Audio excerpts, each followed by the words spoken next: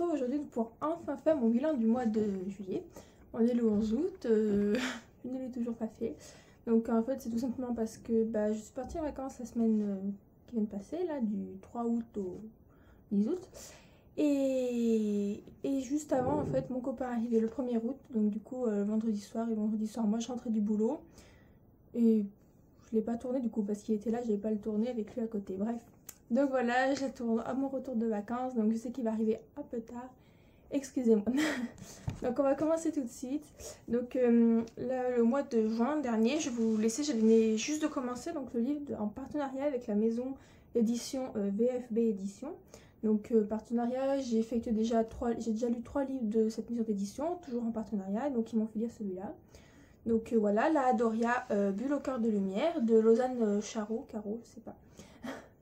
Donc voilà, c'est un format e-book, donc ils me l'ont passé. Donc voilà, comme je dis que c'est l'ISO, c'est dommage, les couvertures ne sont pas en couleur. Et c'est que quand on va sur le site, la couverture elle est jolie, il y a un peu de bleu, un peu de machin, c'est carrément noir et blanc. Mais bon, donc ce livre, alors pareil, vu que ça fait longtemps que j'ai fini de le lire, ça fait plus d'un mois déjà. Vous lirez ma chronique, elle est très bien ma chronique. Je vous mettrai le lien en barre d'infos. Oui, en plus ma chronique, j'ai mis vachement de temps à l'écrire parce que j'ai pris un retard, mais monstre dans mes chroniques. Parce que je travaillais, je lisais, mais j'avais pas envie d'écrire les chroniques le soir. En plus, c'est une semaine, j'étais malade, enfin, horrible. Et c'est que là, du coup, en faisant que des relectures ce mois-ci, du coup, j'avais pas les chroniques à refaire d'ailleurs, même si je veux refaire un peu les chroniques de mes relectures.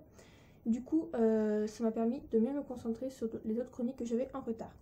Donc, sinon, c'est l'histoire donc de 3 personnes même, qui vont rencontrer une jeune femme qui vient d'un autre pays, un peu comme l'Atlantide en fait, c'est un pays sous l'eau.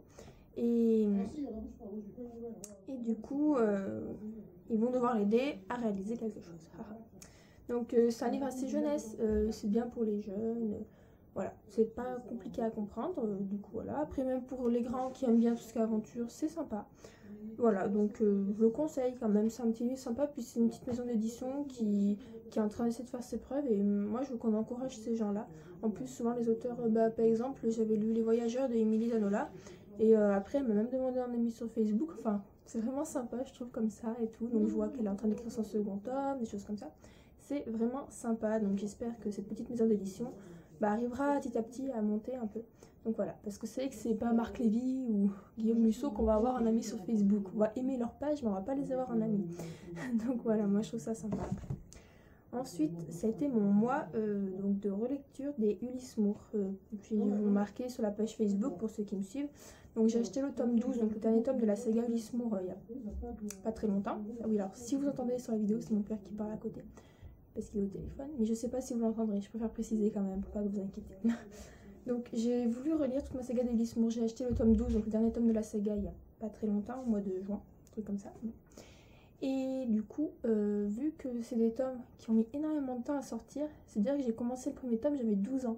J'ai acheté le dernier, j'ai eu 18. Donc voilà, et c'est que quand je regarde, donc j'ai tout relu, et par exemple je regardais les dates de publication du premier tome. Le premier tome a été publié en 2004. En 2004, j'avais quel âge? J'avais 9 ans. Donc voilà, j'ai même pas commencé à les lire. Donc du coup j'ai commencé, ouais, j'avais 12 ans, donc j'étais plus grande. Donc en 2004 j'avais 9 ans et voilà, je les connaissais pas, donc voilà. C'est que le dernier tome qui est sorti en 2014, ça fait beaucoup, il y a 10 ans d'écart entre le premier et le dernier tome. Bref, sinon moi pour dire quand même que je les ai lus et petit à petit, donc en gros je vais en acheter un par an, un truc comme ça à peu près. Et donc après c'est très compliqué pour se rappeler. Alors là le dernier tome, je pense que si je lisais ça servirait à rien. Donc j'ai voulu tout relire. Donc j'ai relu les 6 premiers tomes, parce qu'il faut savoir que Ulysse Moore, c'est un peu découpé en 2 parties. Les 6 premiers tomes et les 6 derniers. Donc je vais vous présenter donc les 6 premiers. Donc c'est parti. Le premier, les clés du... Donc déjà je vous préviens, donc c'est tout Ulysse Moore. C'est de Pier Domenico Baccalario, auteur italien, aux éditions Bayard Jeunesse. Donc premier tome, La clé du temps. Deuxième tome, La boutique des cartes perdues. Troisième tome, La maison au miroir. Quatrième tome, L'île au masque. Cinquième tome, Le gardien de pierre. Et sixième tome, La première clé. Donc il faut savoir que quand on regarde le sixième tome et qu'on lit en bas, c'est marqué c'est le 6e et dernier volume d'Ulysse Moore, qui fait suite aux clés du temps, nanana. Donc là, moi, quand j'ai eu ce livre, je devais avoir 15 ans, on va dire, je ne sais plus trop. Ah bah, c'est le dernier tome de la série. On lit, et là on se dit, c'est pas possible, l'auteur il nous fait une petite blague, il y a une suite. Mon père qui les a lus aussi, pareil. Et en fait, oui, effectivement, il nous a fait une petite blague. Je sais pas si c'était prévu ou pas à la base, mais il nous a ressorti donc les 6 derniers tomes.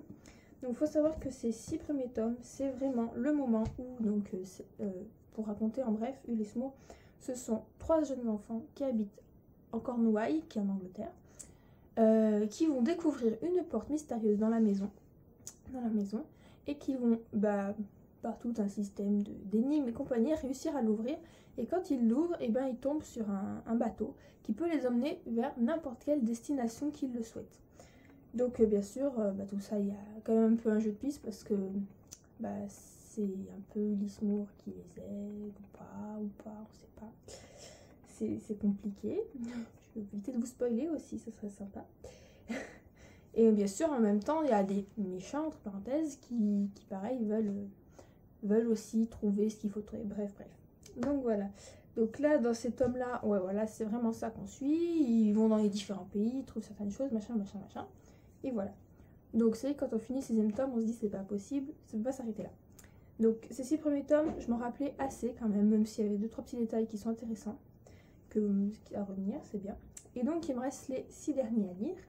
Donc là, on est dans un autre point de vue, on est du point de vue d'enfants en Italie qui, comme vous et moi, ont lu les livres là, parce que ça fait comme si ces livres-là avaient été publiés, ils ont été publiés, et il y a des enfants qui les ont lus là-bas en Italie.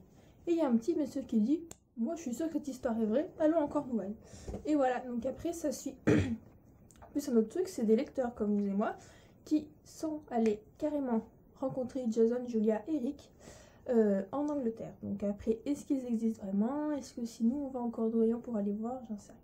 Donc ça part encore sur un autre type d'histoire. Donc j'espère les lire rapidement pour pouvoir enfin lire le dernier tome de cette série. Je pense que je serai triste une fois que j'aurai fini la saga. Bref, donc pour tout dire que je ne sais pas quand c'est que je vais pouvoir les lire parce que le mois d'août est déjà bien entamé.